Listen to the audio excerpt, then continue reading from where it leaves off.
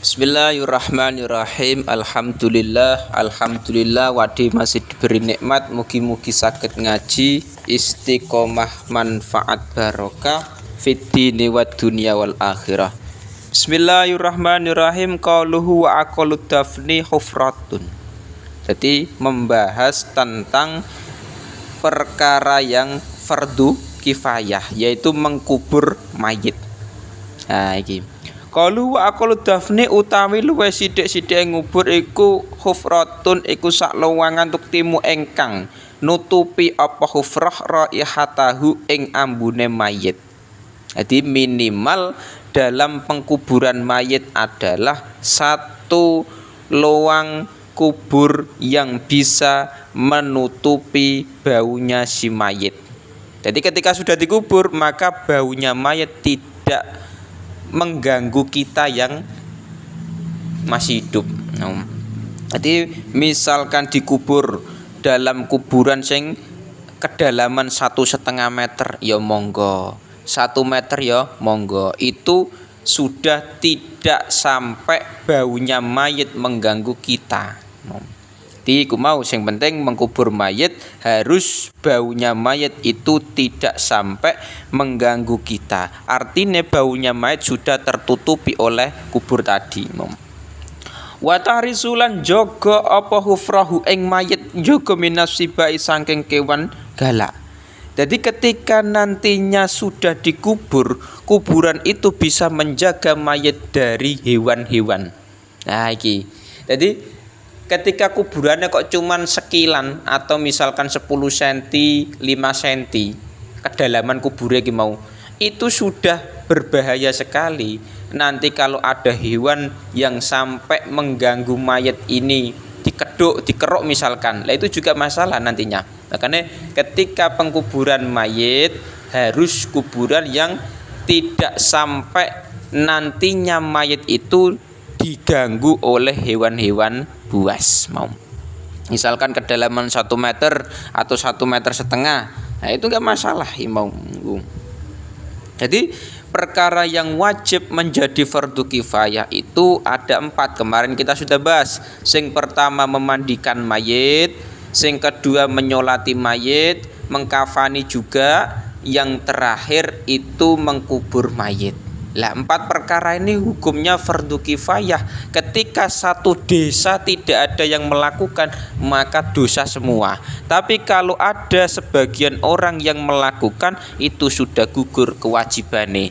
Misalkan cuman 3 orang yang memandikan, mengkafani, menyolati, mengkubur mayit, itu sudah gugur kewajibannya. Tapi kalau satu desa kok tidak ada sama sekali maka dosa semua karena hukumnya fardu kifayah mau. Makanya harus ada orang yang bisa ngerti caranya melakukan perkara-perkara ini, termasuk juga mengkubur mayit itu bagaimana. Kalau wa yusanulan den sunahake apa ayu ammaka apa yen to den jerukake apa kubur qadra qomatin kelawan sak kira-kirane sak ngadekan wabas totilan pengawe. Jadi ketika seseorang mengkubur mayit, minimal kan tadi sing penting bisa menjaga dari baunya mayit tadi dan bisa menjaga mayit dari hewan buas. Lah, misalkan kok di kedalaman mayit lebih dalam lagi bagaimana? Malah bagus, bahkan sunnah. Sunnah itu kedalamannya sekitar orang berdiri, tangannya melambaikan ke atas. Nah itu kurang lebih sekitar 1,5 meter lebih lah. Ya kurang lebih hampir 2 meteran. Ya sekitar segitu. Nah itu sunnahnya seperti itu. Karena semakin dalam maka statusnya mayit ini semakin aman dari hewan buas. Dan semakin aman baunya itu tidak mengganggu kita yang masih hidup. Wayuan saulan dan jebarake apa kubur. Jadi kubur juga nanti diluaskan, panjang lebarnya itu diluaskan mau. Wayajibulan wajib apa taujihuhu apa madhepake mayit, madhepno ring di ilal kiblati maring kiblat. Jadi ketika pengkuburan mayit wajib menghadapkan mayit ke arah kiblat.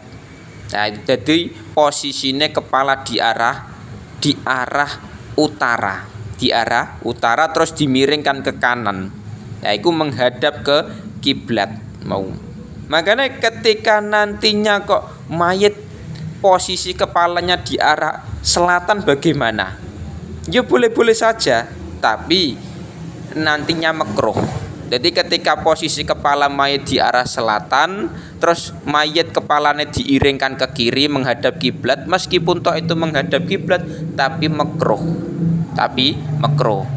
Nah, tapi yang lebih baiknya itu posisi kepala di arah utara, terus diiringkan tubuhnya si mayitku ke kanan, jadi menghadap kiblat. Itu yang baik seperti itu. Mau pokoknya terserah, pengen kepalanya di posisi utara diiringkan ke kanan menghadap kiblat, ya monggo sah, dan itu yang lebih baik.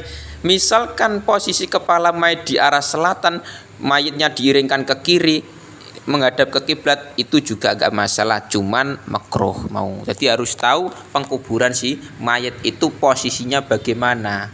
Bukan kok dia posisinya menghadap ke arah timur, itu tidak, tapi ke arah kiblat. Itu yang paling utama di situ. Misalkan terjadi ada mayit yang posisinya dikubur menghadap ke arah timur, menghadap ke arah timur, lah itu harus dibongkar, dihadapkan ke arah kiblat. Itu yang penting di situ. Makanya usahakan kalau mengkubur mayit itu posisi kepalanya mayit di arah utara, mau minggiring ke kanan. Nah, itu yang lebih utama seperti itu.